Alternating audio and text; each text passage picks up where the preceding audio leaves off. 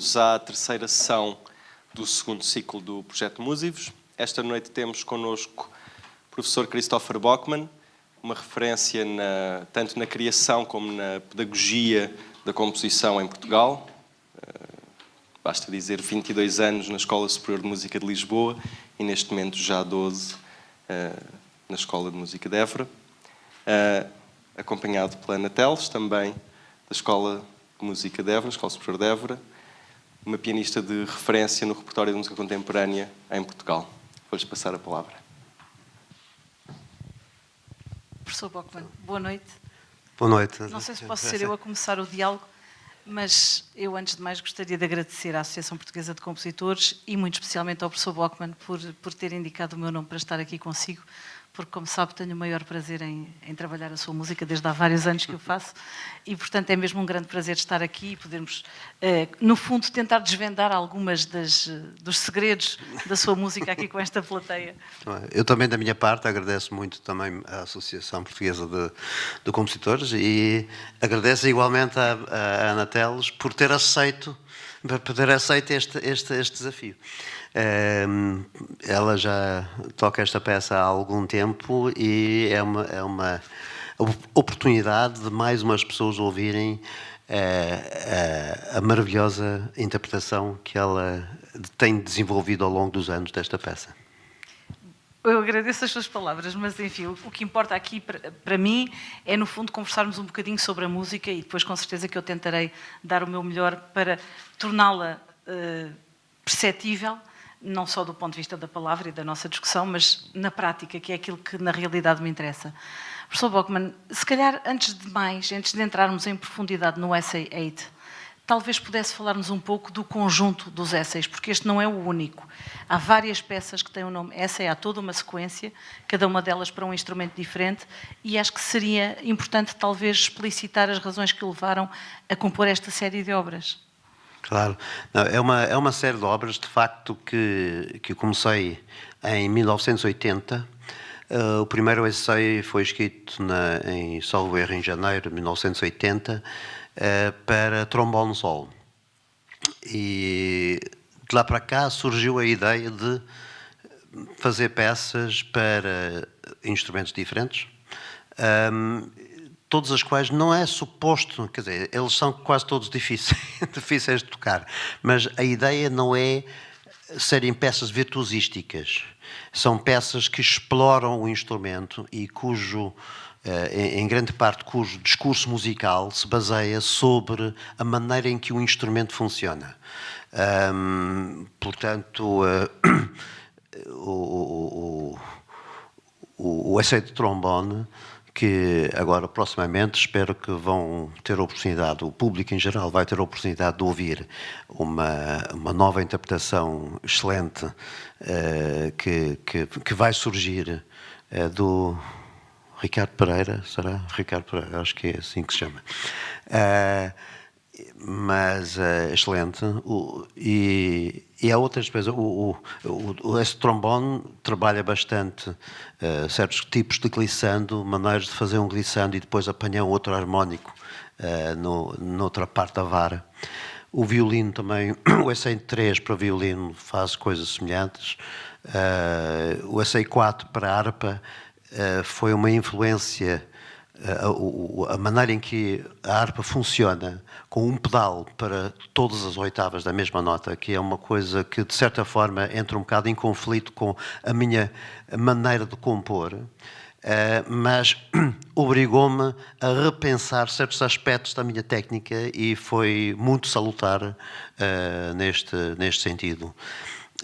E, enfim, todos os instrumentos, todas as peças, todos os essays,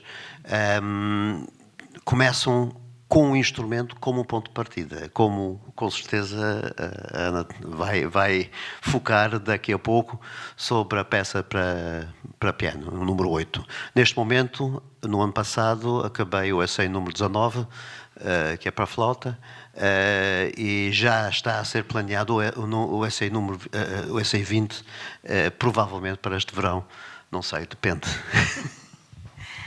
Eu acho muito curioso, primeiro acho que este enquadramento era importante, mas se pensarmos no piano, enfim, para mim, naturalmente, é o rei dos instrumentos, não poderia deixar de ser.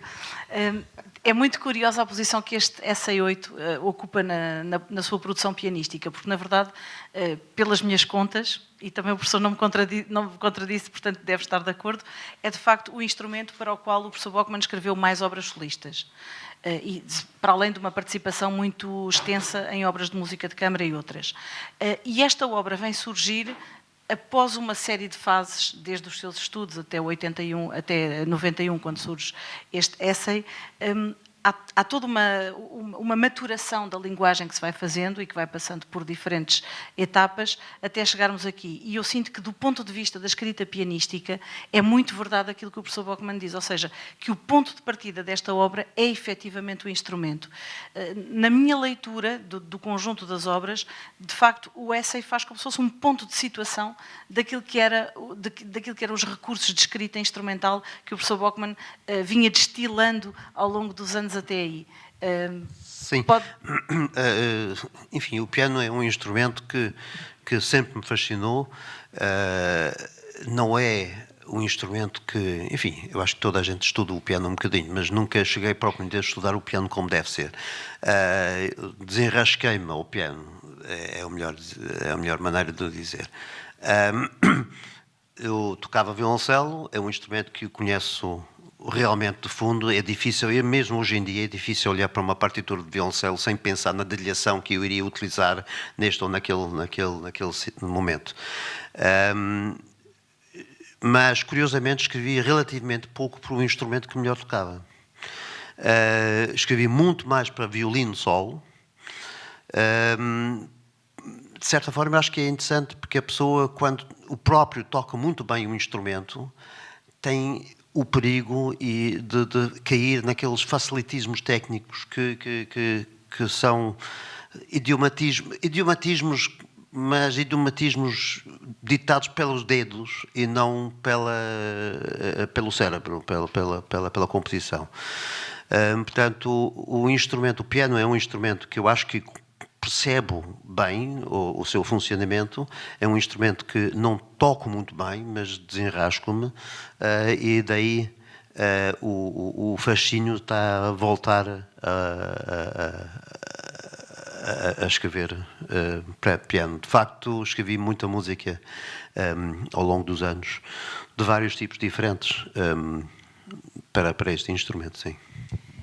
Há uma coisa também muito curiosa, depois se calhar vamos entrar mais em alguns detalhes que de algum modo particularizam aquilo que eu estive a dizer, ou seja, vamos tentar perceber como é que este essay é especial. Porque é que eu digo que ele condensa de algum modo uma série de técnicas ou procedimentos de escrita para piano, mas já lá vamos.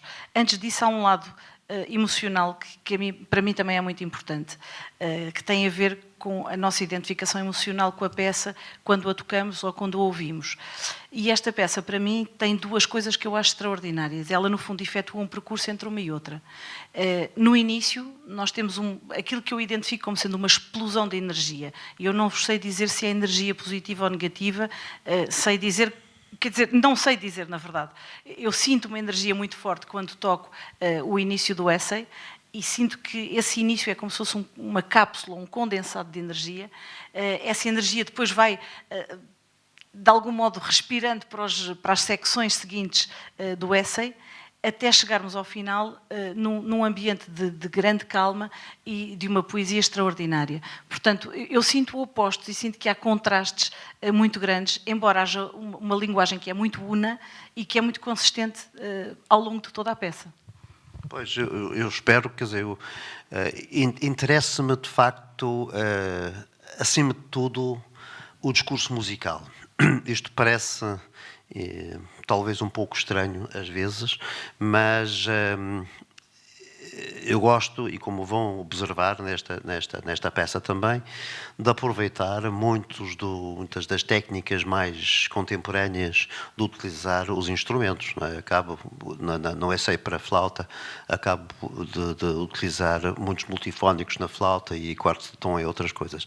Aqui no piano também utilizo bastante o interior do instrumento, sobretudo na segunda parte, mas eu procuro sempre fazer com que não seja uma utilização gratuita destes efeitos, entre aspas, mas que todos os sons que eu tiro do instrumento façam parte, têm o seu lugar num discurso que vai do começo até o fim, um discurso que tem sequência, que tem uma lógica de sequencialidade.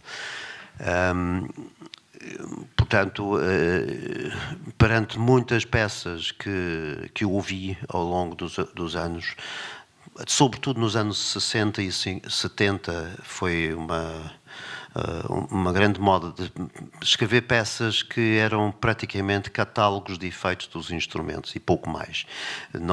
Praticamente não tinham discurso, o que eu chamaria de discurso musical era apenas eu não sei o que mais. Ainda hoje em dia há certas pessoas ainda que mantêm esta técnica. Estas novas técnicas podem ser utilizadas, no meu entender, mas só fazem sentido quando integram, de facto, um discurso musical. É o que eu procuro fazer. Eu acho que nesta peça uma coisa é indissociável da outra, não é? Alguns dos elementos que eu identifico nesta peça como sendo especiais ou diferentes de tudo aquilo que eu conheço, na verdade não parecem ter surgido porque sim, surgem precisamente porque há uma lógica discursiva que leva a isso. E agora não sei, se quiser podemos começar a particularizar em cada uma das secções, não é? Porque, por exemplo, logo a secção inicial sim, claro, é um exemplo disso, não é? A secção inicial, que eu daqui a bocadinho demonstrarei, começa com uma nota central no teclado, portanto, geograficamente mediana, por assim dizer. Não é a mais banal, é uma nota como outra qualquer. Essa nota vai ser tocada de uma determinada maneira, que nós chamamos martelato, martelado. Martelatos isolados eu já vi em imensas obras. Grupos, secções de notas ou de acordes martelato também. Mas aquilo que vai acontecer com o martelato nesta primeira secção do essay, eu de facto nunca vi em nenhum outro sítio.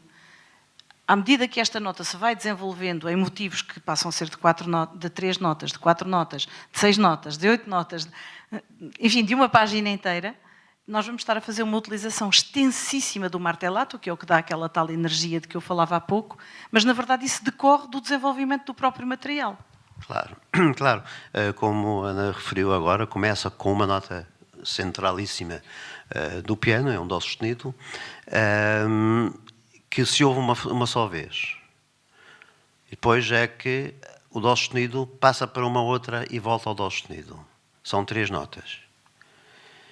E cada um dos intervalos utilizados vai aumentando. O meio tom inicialmente, que é um passo, depois vai surgir, como alguns dos ex-alunos ou alunos sabem muito bem, eu gosto de séries do género do Fibonacci, neste caso é a série de Luca, o que foi o passo de um meio tom, pois na outra repetição a seguir passa a 3 meios tons, depois passa a 4, depois passa a 7, depois passa a 11, depois passa a 18 e 29, 47 e até 76. Na última, digamos, secção de martelatos, que já é muito grande, porque tinha surgido a partir de uma nota inicialmente, depois passa a 3, depois passa a 4, depois passa, quer dizer, vai aumentando cada vez mais. Há, por 2 vezes, nesta última secção, intervalos de 76 meios tons. Ora, o teclado do piano tem 88 teclas, não é? Um salto de 76, praticamente, percorre o extremo, passa de um extremo para o outro extremo do instrumento.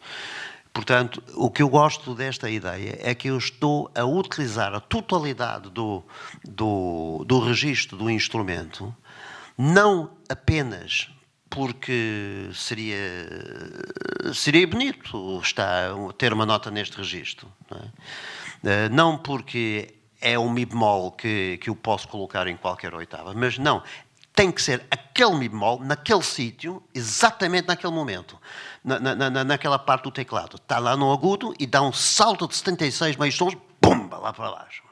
e percorre a totalidade, ou quase totalidade, do registro do instrumento, dos registros do instrumento, sem se restringir aos tais, como estávamos a conversar há bocadinho, às tais 4/8 da normalidade barroca, que da normalidade da música de 1600 e tal, 1680 até 1820 ou 1850. Porque basicamente mesmo quando um Liszt faz lá no agudo ou vai lá para o grave, quase todas as notas que ele põe no agudo ou no grave são duplicações de notas que estão nesse registro central.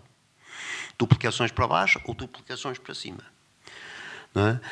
No meu caso, as notas que estão no agudo estão de facto no agudo porque a técnica de composição os coloca apenas naquela oitava, tem que estar naquela oitava, senão não fazem parte da lógica. Pois, isso para mim e para qualquer pianista traz um desafio muito interessante, não é? Porque temos aqui a combinação do martelato, desse modo de ataque que é pedido pelo compositor, onde são notas isoladas, que se vão justapondo para criar gestos cada vez maiores. E como precisamente cada nota existe, não pode existir independentemente do seu registro, é como o registro faz parte do ADN daquela nota, isso vai dar situações em que há saltos muito grandes em muito pouco tempo.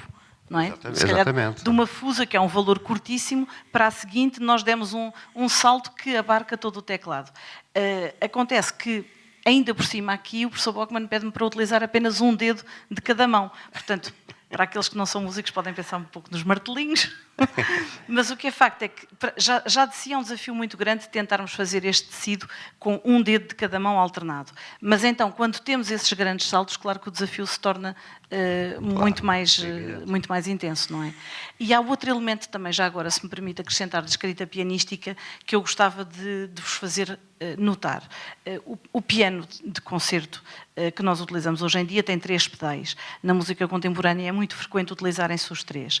Digamos, até ao início do século XX quase só se utilizavam os extremos, portanto, o da esquerda, que se chama surdina, ou una corda, e tem por efeito criar um timbre mais aveludado e um som menos intenso, e o pedal de sustentação, que é o da direita, que põe todas as cordas a vibrar livremente, porque afasta os abafadores todos ao mesmo tempo das cordas. E depois há o do meio, que no fundo tem aqui uma particularidade que eu não vou agora explicar, porque não vamos utilizá-lo aqui para o caso, mas enfim, as obras do professor Bockmann utilizam-nos todos e utilizam-nos de uma maneira muito subtil.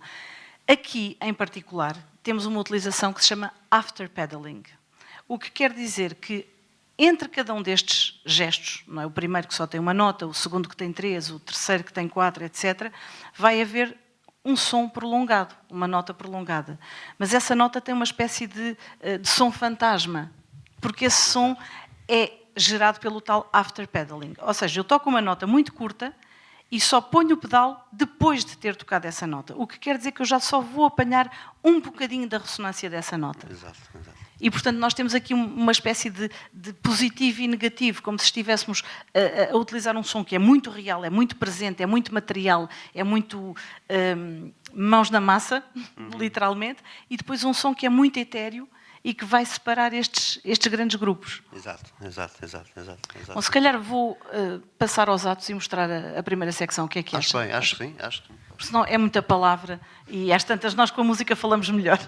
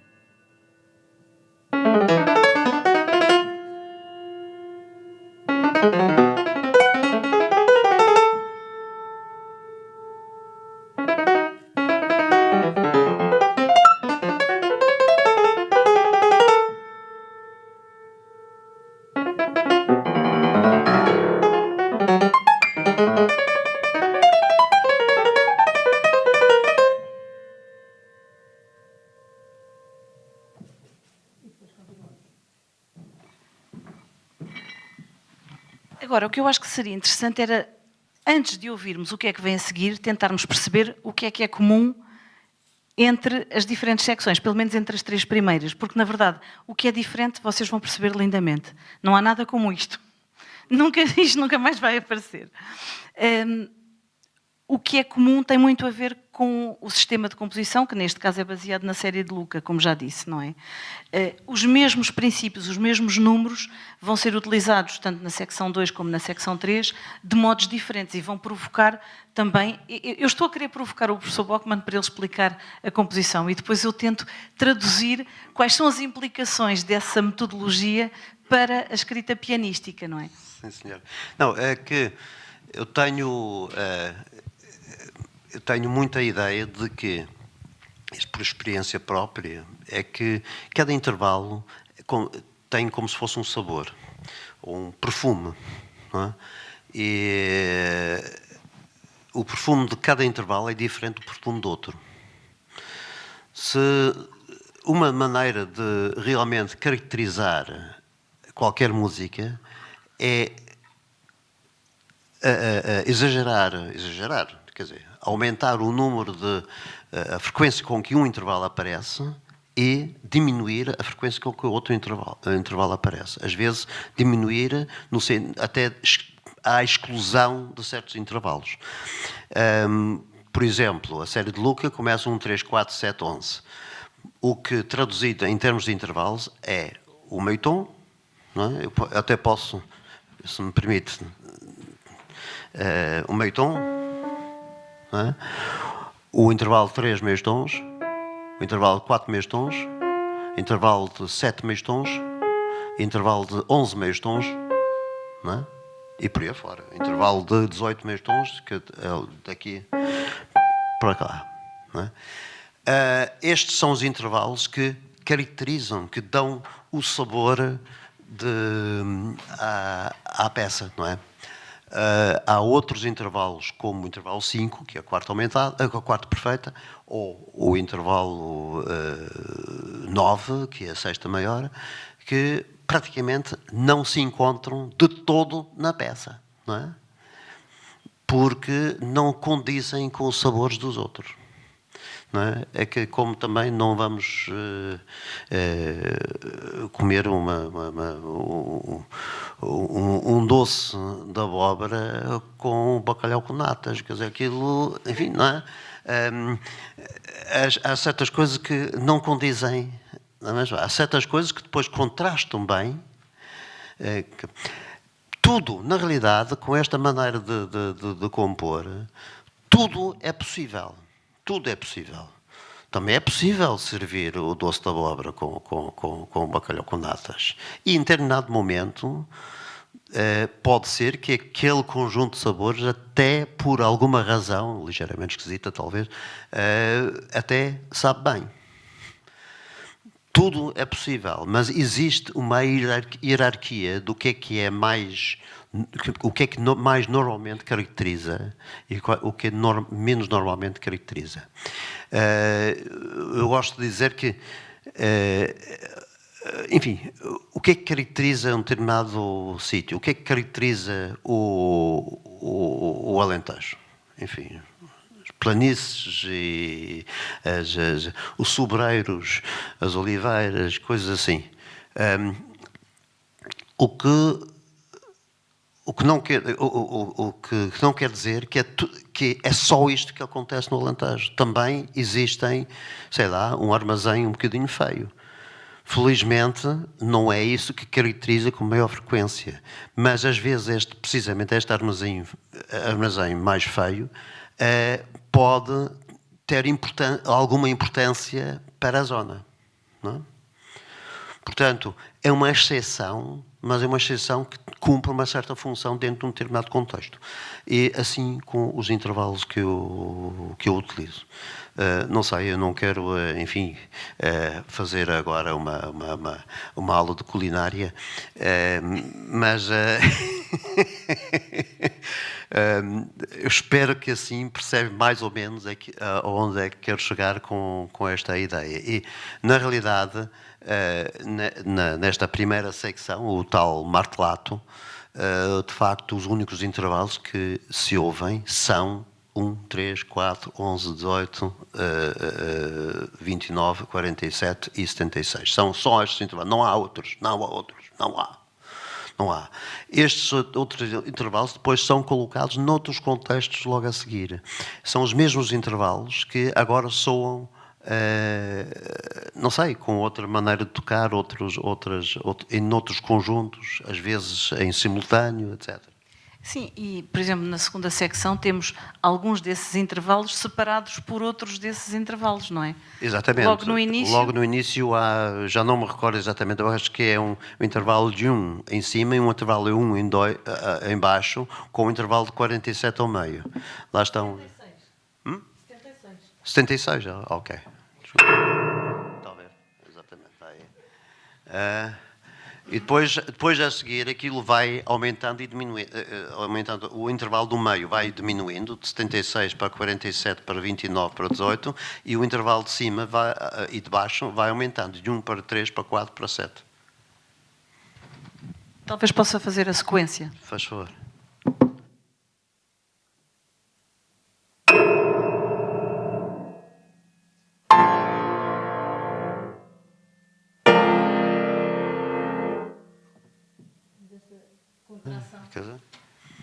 E curiosamente, nesta secção, digamos que esta articulação dos números da série de Luca não se aplica só aos intervalos, porque nós, na verdade, temos estado aqui muito preocupados com notas, mas ainda não falámos de durações, estamos muito preocupados com alturas, na verdade. Claro.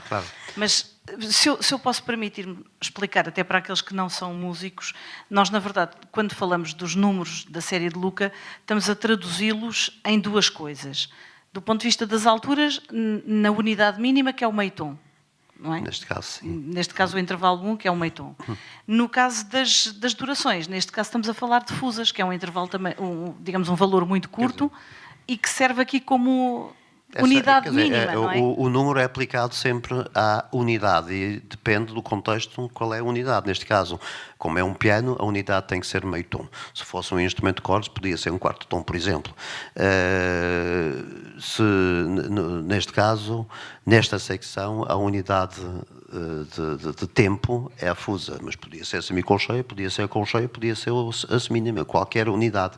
Mas o que cria, na realidade, uma espécie de proporção. Quer dizer, se eu tiver um valor 1 seguido de um valor 3, quer dizer que o segundo valor é 3 vezes o tamanho do primeiro. Não é? Agora, se a unidade for uma fusa, é patá. Se for uma semicolcheia, é pam-pá. Se for pá, pá. E se for assim em diante. Quer dizer, a proporção é a mesma, embora as unidades sejam diferentes. Exatamente. E, portanto, o que eu acho curioso é que aqui, enfim, na primeira secção, a série de Luca traduzia-se mais nas alturas, mas aqui vai acontecer também a nível das durações. Portanto, nós vamos encontrar sequências em que temos um valor curto, 3 valores curtos, 4 valores curtos, e muitas vezes eles são dados através da repetição de uma mesma nota. Portanto, eu acho que são mais ou menos fáceis de perceber. Sim. Tanto sim. nesta peça, nesta secção, talvez não tanto, mas na terceira, mais facilmente, não é? Eu acho que eu gostaria só de voltar a uma coisa de que falamos há bocadinho. Aqueles acordes que tocou há pouco, com intervalo de 1 em cima e em baixo, com 76 ao meio, depois 3 com 47, depois 4 com 29, e depois 7 com 18 e 11 com 11. Quando é 11 com 11, é tudo regular. E aí esta secção acaba. O que isto quer dizer é que o tamanho da secção não é previsto e depois preenchido com música. Não é como também nas minhas aulas muitas vezes digo, isto é a influência de muitas vezes ter passado da minha casa ao pé do aeroporto até a então Escola Superior de Música no Castré, passando pelos contentores no Tejo. E muitas vezes o compasso ou a secção musical é como se fosse um contentor. O compositor estabelece primeiro o contentor, depois pensa na música para encher o contentor. Mas neste caso, não. A música existe e o tamanho do contentor é definido por aquilo que está lá dentro. Não é o contentor que existe para ser preenchido, é o produto que existe para formarmos um contentor à medida. Isto por acaso é muito interessante, acho eu. Em vez de estabelecer a forma primeiro e depois escrever a música, escreve-se a música e a forma resulta da música. É uma coisa que o Boulez propõe e tem, por aqueles que se interessam, tem um exemplo absolutamente fabuloso na terceira secção central de Eclat, em que exatamente a forma da peça, a peça acaba ali, pura e simplesmente porque o processo acabou. E aí, quando o processo acaba, a secção acaba. E é um bocadinho, em menor dimensão, o que acontece aqui. Mas isso sente-se à medida que nós passamos pelas diferentes secções, porque elas, de facto, são muito unas internamente, têm uma coerência interna muito grande e, ao mesmo tempo, são muito diferentes das que antecedem e das que se seguem. Eu, se calhar, agora faria a 2 e a 3 e depois falávamos... Está bem. Sim, senhor.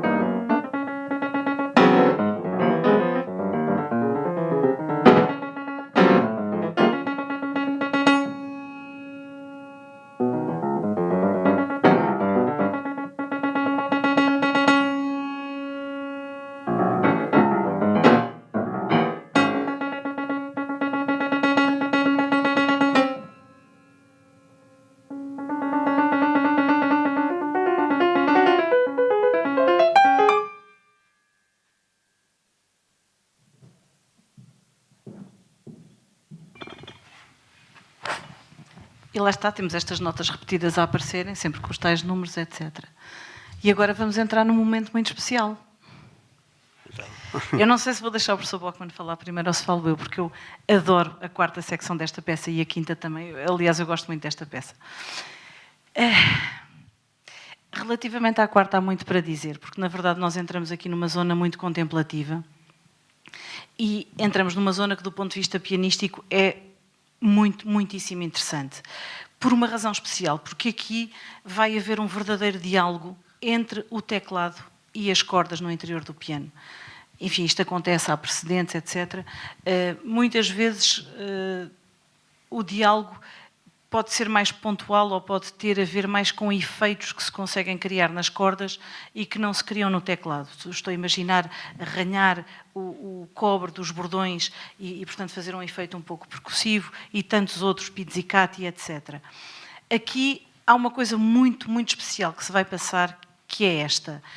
Eu vou articular determinadas notas no teclado, de acordo com a afinação que o Fernando Rosado fez hoje à tarde.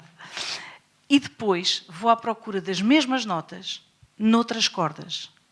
E, portanto, vou produzir notas que são quase idênticas, mas que, na verdade, têm um timbre verdadeiramente diferente e, portanto, uma cor diferente. Não é a mesma coisa eu ter um Lá que eu toco na corda Lá, através do mecanismo normal do piano, ou ter um Lá que vou buscar a uma corda Fá ou que vou buscar a outra corda qualquer. Porque, enfim, a posição que esse Lá vai ocupar na série dos harmónicos da corda em questão, ou da nota fundamental em questão, é diferente. E, portanto, ele é ligeiramente diferente em termos de afinação, isso vai-lhe dar uma cor diferente. E eu acho que isso é um elemento extraordinário que vai surgir aqui nesta quarta secção. Como é que surgiu a ideia de fazer isto? Tem a ver com a sua formação como violoncelista? Se calhar tem um bocadinho a ver com a formação como instrumentista de cordas, não é? Quer dizer, como nós sabemos, é que o instrumento de cordas tem, para além de tocar as notas pisadas, também tem toda uma série de técnicas de ir buscar harmónicos numa corda. A pessoa toca uma corda solta e a corda vibra a sua totalidade. Mas se aflorarmos, sem pisar, se aflorarmos ao meio, a corda vibra assim e tem metade do tamanho da onda e o dobro da frequência, portanto a música soa uma oitava acima.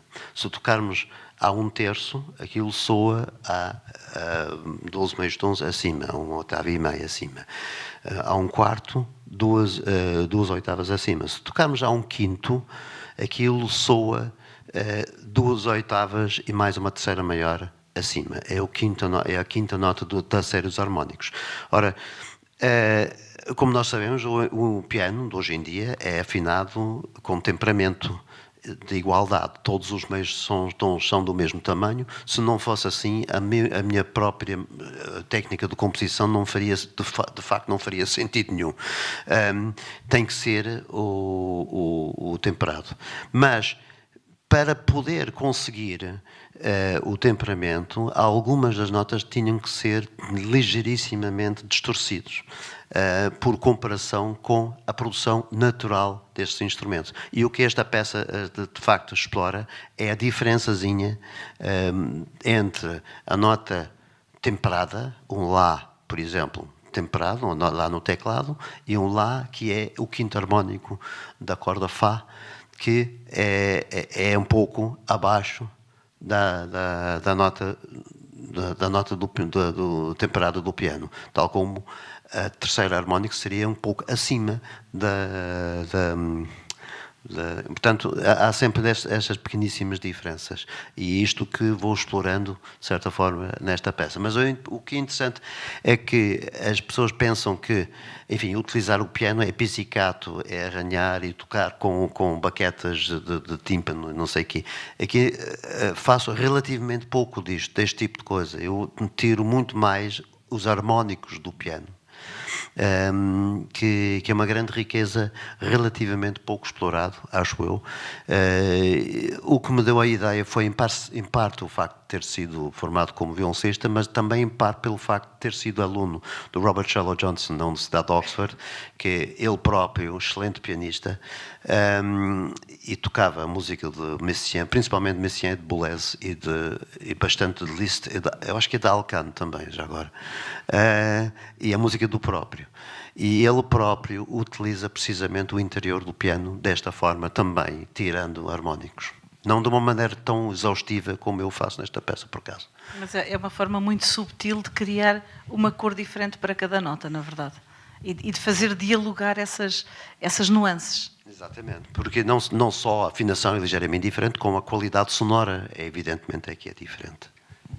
Já agora, se me permite, antes de mais uma observação, Ana, há certos momentos em que eu vou buscar a mesma nota resultante através de harmónicos diferentes. E quer dizer, é diferente tirar o quinto harmónico de uma corda ou o terceiro harmónico de outra corda. Portanto, a sonoridade é diferente. Em parte porque um terceiro harmónico é mais próximo da fundamental e o quinto mais afastado, mas em parte também porque um quinto harmónico naturalmente é sobre uma corda mais grave e mais comprido e mais grosso do que o terceiro harmónico, que naturalmente está numa corda um bocadinho mais aguda.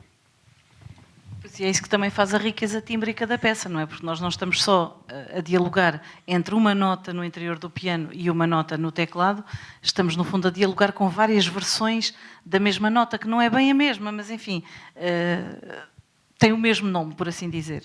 Sim, não é, neste sentido, não é muito diferente daquilo que muitas vezes nos instrumentos de sopro hoje em dia se considera um trilo tímbrico. Um trilo tímbrico são as várias maneiras, as várias direções diferentes para produzir, entre aspas, a mesma nota. Na realidade, a nota não é completamente a mesma, é ligeirissimamente diferente. Por isso é que nós ouvimos e parece um trilo tímbrico. Na realidade, uma nota é um nadinho de nada mais baixo do que a outra, com um timbre diferente. E é um pouco a mesma coisa que agora se procura fazer no piano. Bom, e isto traz-nos à secção final da peça, que é uma secção, a meu ver, também muito interessante do ponto de vista pianístico, por duas razões. A primeira é porque isto acontece muito na sua obra para piano. Nós, no fundo, temos um ambiente quase onírico que surge do facto de estarmos a ornamentar muito profusamente aquilo que são algumas notas principais. Não é? Portanto, como esses valores ornamentais, essas figuras ornamentais, não têm um valor metricamente definido, são mais livres, acaba por criar um ambiente muito de grande flexibilidade. Mas há outro elemento aqui que me parece muito interessante e que já surgiu em momentos anteriores, mas eu não assinalei porque surgiu pontualmente. Aqui vai surgir sistematicamente. Nós, como pianistas, estamos muito habituados no repertório tradicional, clássico e romântico, como temos o nosso amigo pedal da direita, estamos muito habituados a pensar em quando é que temos de produzir um determinado som e muito pouco habituados a pensar em quando é que temos de acabar esse som. Portanto, muitas vezes deixa-me lá ficar e depois, pronto, ou ele acaba ou vem outra harmonia e nós mudamos o pedal e ele muda, mas digamos que não é um processo muito rigoroso. Enquanto que na música mais recente, isso é-nos solicitado e, portanto, nós temos de ter muita atenção, não só ao momento em que um determinado som começa, mas também ao momento em que ele acaba. O que vai acontecer aqui é ainda mais interessante do meu ponto de vista, é que nós vamos estar a criar uma maneira especial dele acabar. Ou seja, nós vamos ter um campo harmónico, uma quantidade, um conjunto vasto de sons a soar ao mesmo tempo. E depois vamos espremer silenciosamente algumas teclas e tirar o pedal. As cordas correspondentes a essas teclas vão continuar a vibrar por simpatia. O que quer dizer que, na verdade, eu reduzi um universo harmónico que era muito vasto a um universo harmónico que é muito mais restrito. Portanto, eu chamei isto uma espécie de filtragem, não é? E nesta peça essa filtragem vai ser utilizada consistentemente ao longo de todo o processo, não é? E parece-me também, do ponto de vista da escrita pianística, um enriquecimento muito grande, porque não é um processo, claro que é um processo que se utiliza, mas aqui ele é utilizado, lá está, como se fosse para levar ao limite, ao extremo, este aspecto particular da escrita. Sim, é muito interessante o que a Ana acaba de dizer. Também, quando disse que os pianistas, como, de modo geral, estão preocupados no momento em que a nota é atacada e ligeiramente menos preocupados com o momento em que a nota acaba. Menos conscientemente preocupados, de qualquer maneira, de alguma forma. Na realidade, neste tipo de ritmo que eu utilizo, eu chamo de ritmo quantitativo. O ritmo quantitativo, ao contrário do ritmo qualitativo, no ritmo qualitativo podemos ter um compasso regular de 1, 2, 1, 2, 1, 2 e na música vamos distinguir entre um tempo que é forte e um tempo que é fraco. Dois tempos que são do mesmo tamanho, mas que têm qualidades diferentes. E isto acontece na grande maioria da música de 1600 até 1900 ou 1950 quase.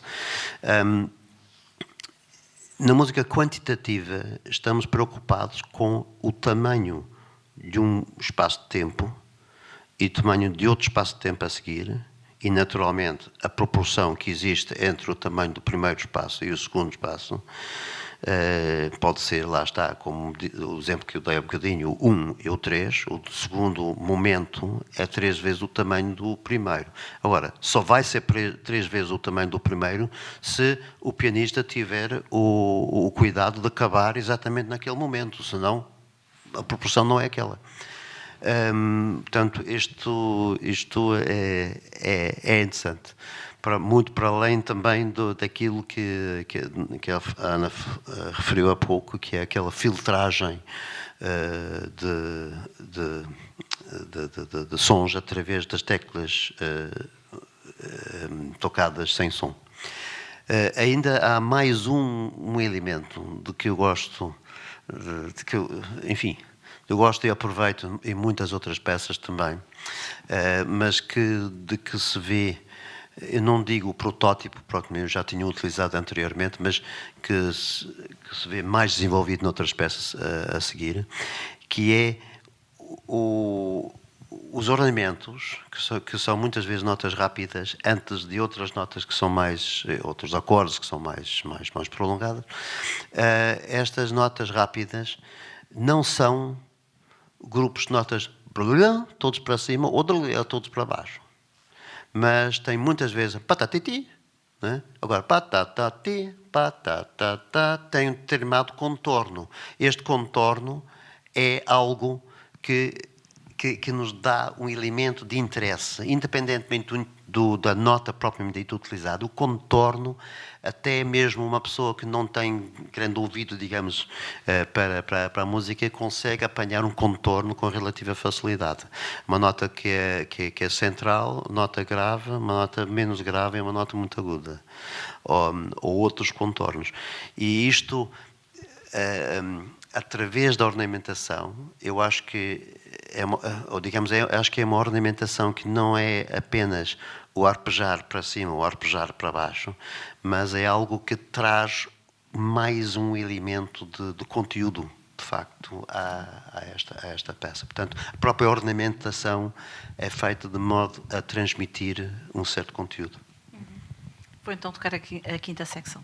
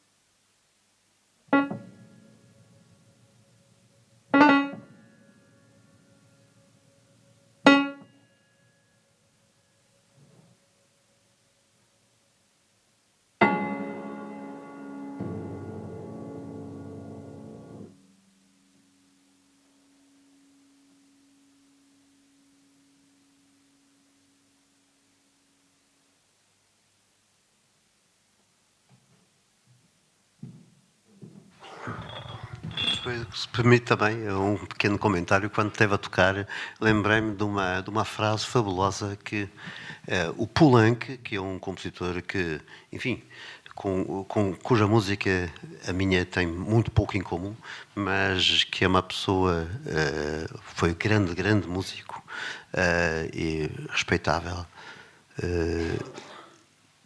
Ele tem uma frase fabulosa numa peça dele para piano, que é doucement baigné de pédales. O facto, a ideia de que existe um banho doce, em que as notas... Nós temos, eu acho que Ana, com certeza, se calhar não pensou exatamente neste tema, mas imagino, provavelmente concordo comigo, espero que sim. Não, mas os pianistas, de modo geral, o pianista que tem uma formação clássica tem tendência a tocar acordes de uma maneira contrapontística. Ou seja, se o acorde tiver 4 notas, é suposto poder tocar esta nota de modo a podermos perceber que se ouvem 4 notas. Não é? E às vezes, e sobretudo em música até do género Messiaen e nesta também, muitas vezes é preciso tocar uma nota, um acorde de 4 notas, não como se fossem a sobreposição de 4 notas, mas um som que por acaso tem 4 ingredientes. Um som que tem 4 ingredientes e não 4 ingredientes que formam um som. E isto, enfim, é ajudado também pelo doucement baigné de pédales, é ajudado por outras coisas, mas eu acho que esta é uma técnica que também, nos vários grupos de música contemporânea que eu tenho formado ao longo dos últimos 25, talvez, anos, é que muitas vezes procuro trabalho um bocadinho, uma vez ou outra, com o pianista, a tentar fazer com que ele toque um acorde de modo a não ser, sim, uma nota de melodia com o acompanhamento das notas em baixo, nem um baixo com umas notas por cima, mas notas em que todas elas são de tal maneira iguais que nós nem sequer sabemos muito bem se tem 4 ou 5 ou 6 notas. Aquilo é um som só. Isso é um desafio incrível para nós pianistas. O outro também é, ou seja, eu às vezes costumo dizer aos meus alunos que estão a preparar, vamos supor, uma sonata de Beethoven, em que nós queremos timbrar o topo, queremos que o topo do acorde soe um bocadinho mais. Ou o contrário, queremos que seja a nota mais baixa, mais grave do acorde, que soa predominantemente. Quando nós pensamos no que é que estamos a exigir às nossas mãos, aquilo que é considerado pelos médicos motricidade fina, que é atacar uns sapatos, é uma brincadeira de crianças, porque nós, na verdade, estamos, digamos, a premir 4 teclas ou 3 ao mesmo tempo e estamos a exigir à nossa mão que faça com que uma dessas pressões que exercemos seja superior às outras. Portanto, isto em si é um exercício muito complexo. Mas também é muito complexo o exercício contrário que o professor Bockmann estava a dizer. Portanto, como é que nós conseguimos desconstruir anos de formação?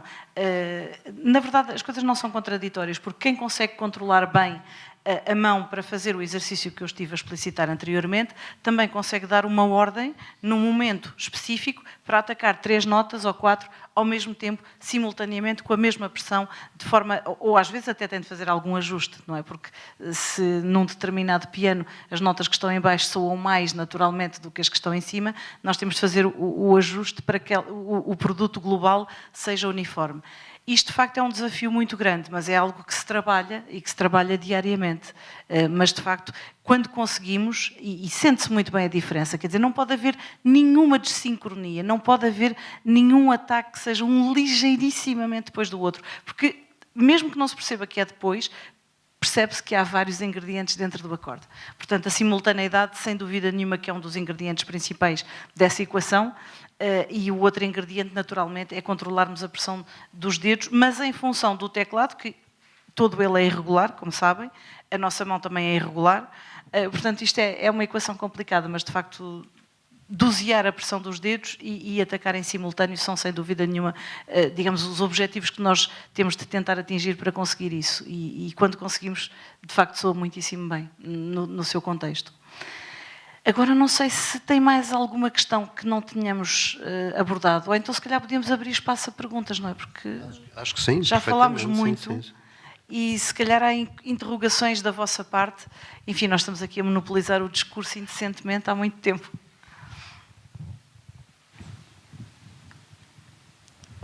Podem ser... Foi tudo tão claro que ninguém tem dúvidas. Não, isso é mau. Podem ser dúvidas musicais, matemáticas eu não respondo, responde o professor Bockmann, e quaisquer outras que não sejam musicais.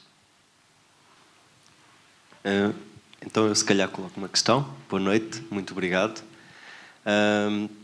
Ao professor Bockmann, eu gostava de colocar a questão, portanto, um conjunto de obras chamado Essay, e outras obras, por exemplo, com o título de Lettre. Qual é a relação, ou como é que o professor pensa a relação, portanto, entre estes formatos que, de certa forma, remetem para um texto e o formato que a coisa assume como objeto musical? Sim, de facto, por acaso, se calhar é um aspecto que não tinha pensado tão especificamente. Pensei um pouco na ideia de essay. Essay em inglês quer dizer, enfim, é um ensaio literário, não é?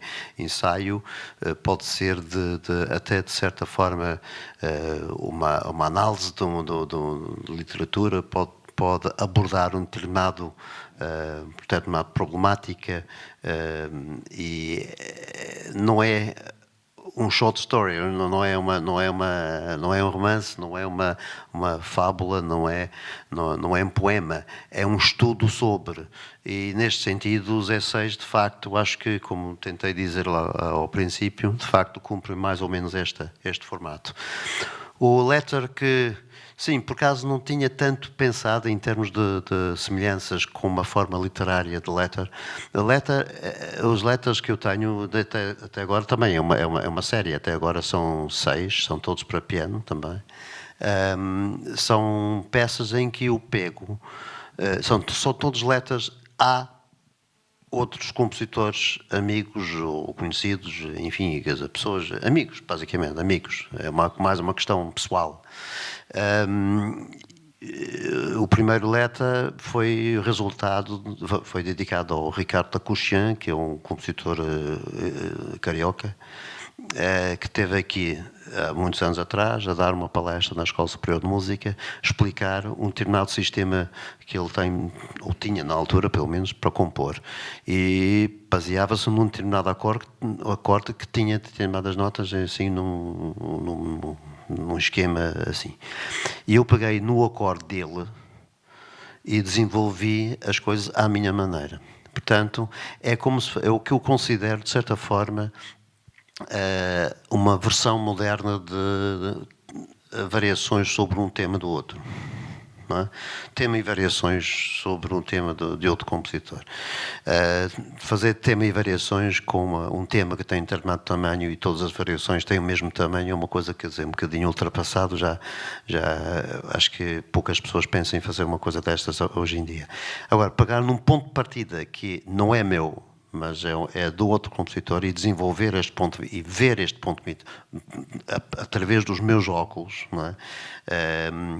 E é o propósito deste. E depois envio, entre aspas, a carta ao compositor. No caso do Ricardo Takuchian, teve a particularidade engraçada dele, passado 6 meses, enviar-me a mim uma peça que se chama Resposta a Christopher Bockmann, e ainda este é um desafio que eu acho que a Ana está a encarar no futuro, de poder tocar as 2 peças no mesmo programa. Eu acho que seria giro. O segundo essay fiz quando o Amílcar Vasques Dias se reformou da Escola Superior de Música, do Departamento de Música da Universidade de Évora, e peguei num desenho que ele utiliza em 3 obras diferentes que eu tinha notado, e que desenvolvi este desenho à minha maneira, outra vez. O terceiro letter foi dedicado a um grande amigo meu, o José António Almeida Prado, compositor paulista, que conheci em Paris há muitos anos atrás, e que este foi uma carta póstuma, que ele morreu assim um bocadinho de repente. E a quarta foi ao Jean-Sébastien Béraud, para festejar os anos dele,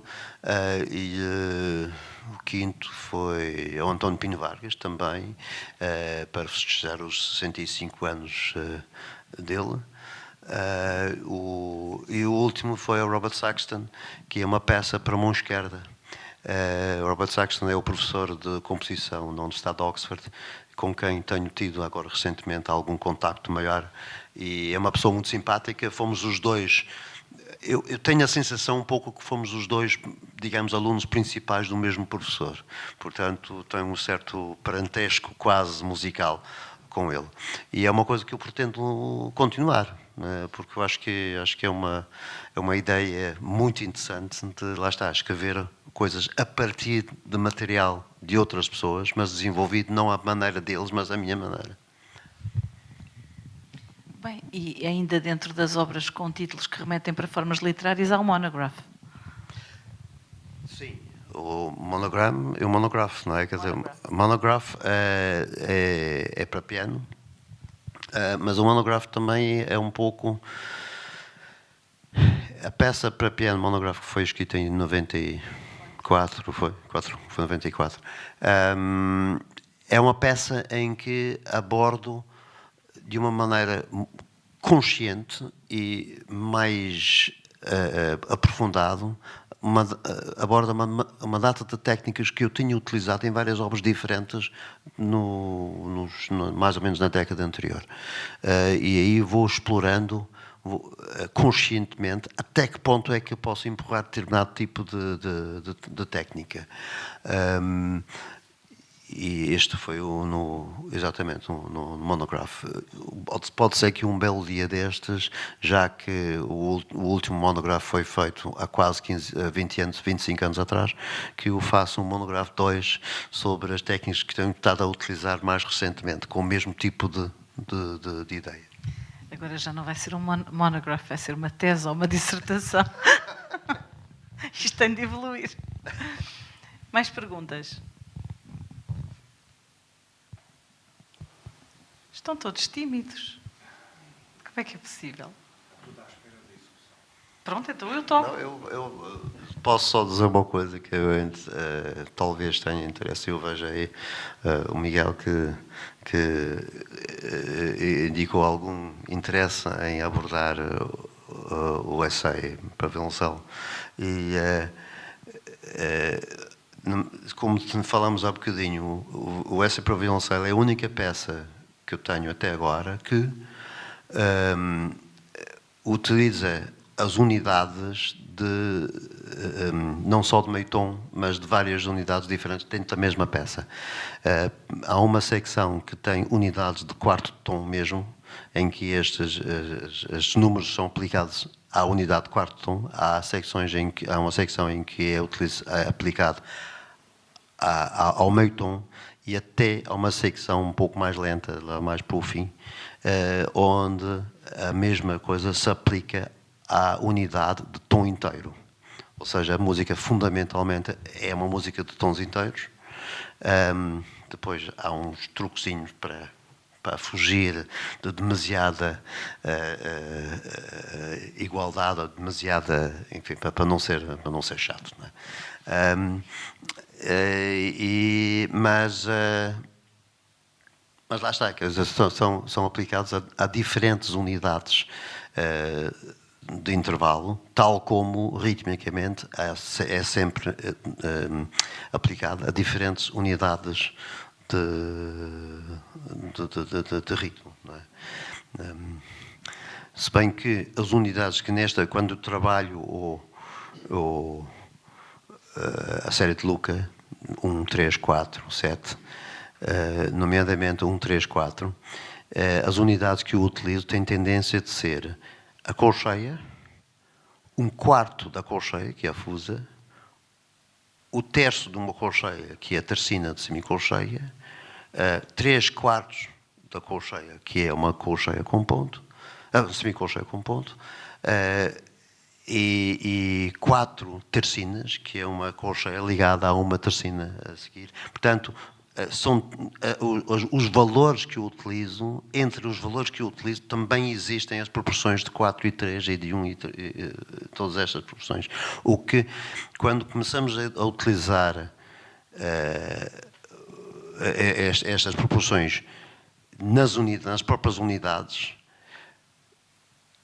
criam-se, até sem querer, toda uma série de novas proporções que não tinham sido planeadas e que eu acho que cria uma espécie de...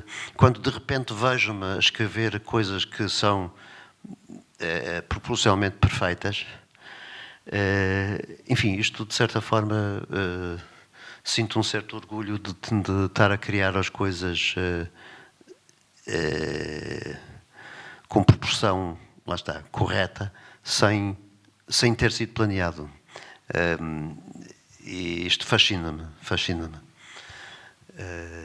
Não quero é criar círculos viciosos em que a pessoa vai repetindo constantemente a mesma coisa, mas não vejo isto tanto com o círculo, mas antes como o espiral, que ao fazer o círculo que não vai aumentando sempre mais, ou vai diminuindo, e assim conseguimos realmente juntar, digamos, a ideia do círculo com a ideia também de evolução ou de passagem de uma coisa para outra. Não há mais perguntas?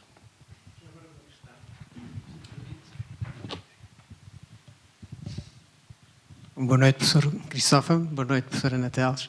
Eu ouço falar muito em termos matemáticos, mas parece-me também que há muita geometria pelo meio. Eu pergunto se, quando concebe uma peça, pensa também no desenho da própria peça, ou seja, do ponto de vista gráfico, ou seja, se essa influência, não só da escrita, também tem uma linguagem gráfica por trás, se há mais gesto, se é mais pensado em termos matemáticos, em termos de rigor geométrico. Isso tem alguma influência? Não sei se... Muito obrigado, Luís. Eu acho que...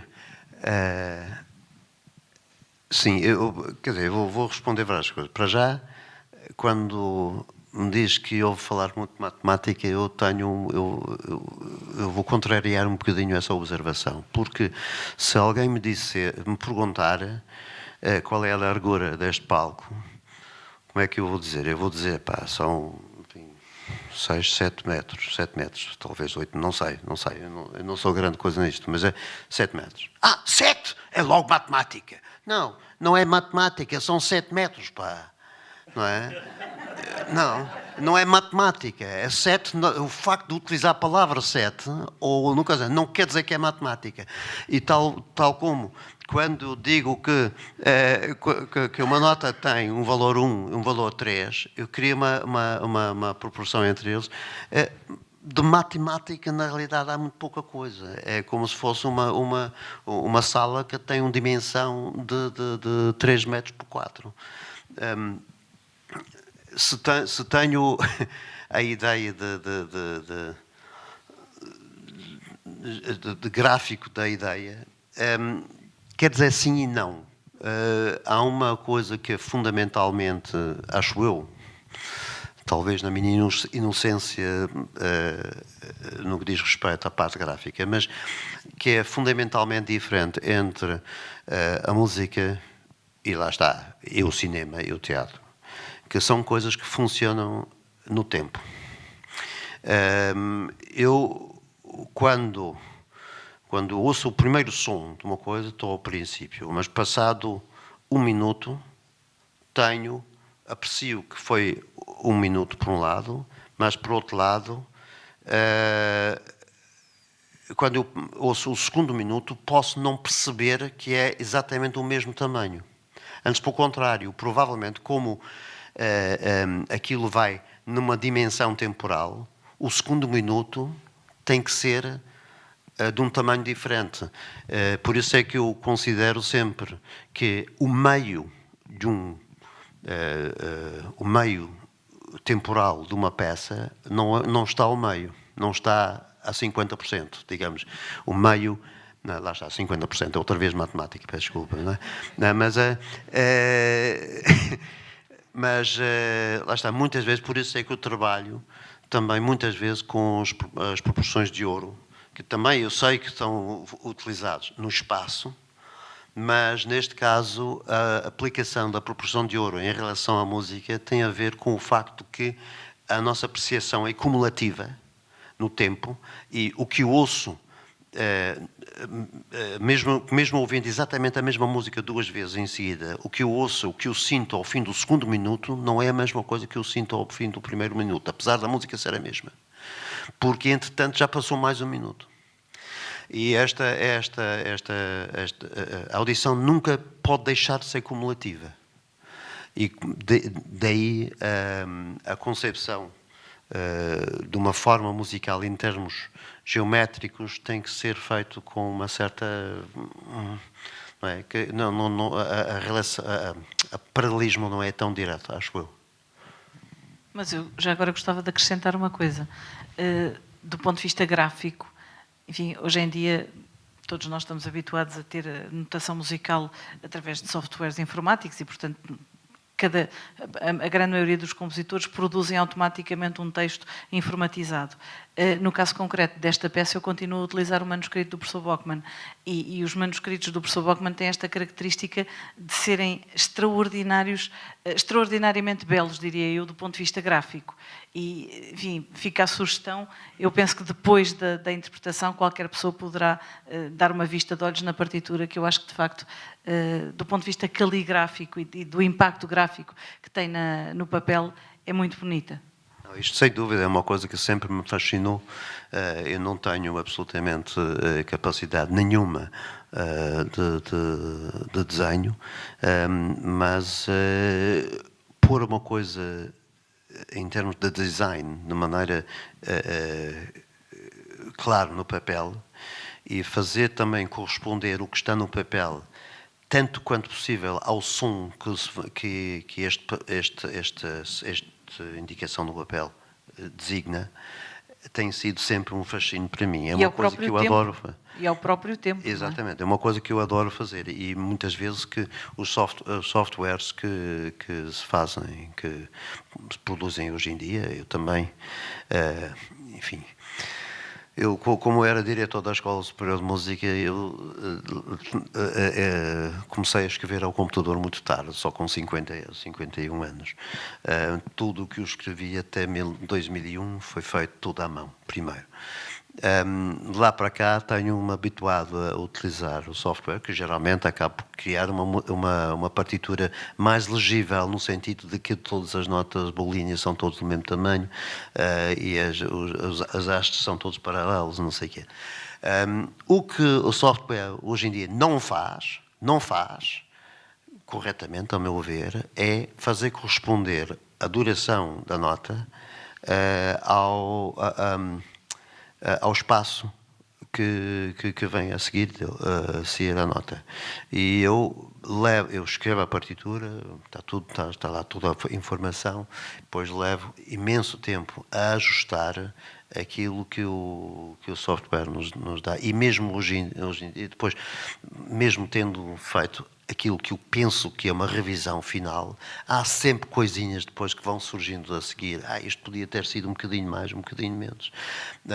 E a pessoa tem que pensar conscientemente sobre este assunto. Tenho que corrigir isto. Ao escrever à mão, não é preciso corrigir, é preciso fazer. Ao fazer, a pessoa olha e diz, olha, o sítio mais certinho é este, ponto, e lá ficou. Isso é uma questão importantíssima, pelo menos para mim, enquanto instrumentista. Esta correspondência do grafismo com o tempo que esse mesmo grafismo vai levar a ser executado, que pode parecer uma coisa de menos importância. Se eu tiver uma sequência de notas muito rápidas, que são muito curtinhas, eu vou ocupar muito espaço, porque tenho de desenhar muitas bolinhas. E se eu a seguir a isso colocar uma breve, como o professor Bachmann tem ali na secção inicial, é um quadradinho branco. O quadradinho branco pode ser cortado logo a seguir por outra sequência de notas muito rápidas. E, no entanto, se ouvir isto, e já me aconteceu muitas vezes, é extremamente perturbador para um intérprete. Portanto, esta preocupação com aquilo que os franceses chamam o tempo-papel, que eu acho que é uma expressão muito, muito feliz, é fundamental para nós nos orientarmos, não é? Não há nada, quer dizer, às vezes acontece até em música que adota uma métrica regular, nós temos um compasso que é muito largo porque tem muitas notas pequenas e outro ao lado que é muito pequenino porque só tem uma nota com o mesmo valor, mas que é uma nota individual. E isso é extremamente perturbador, pelo menos para mim. E, enfim, já conversei com outros colegas que têm um pouco a mesma sensibilidade. Isso é uma preocupação que para mim é muito importante. Mais perguntas? Não? Sim? Então passamos à música. Pronto, agora vou tocar tudo de uma ponta à outra.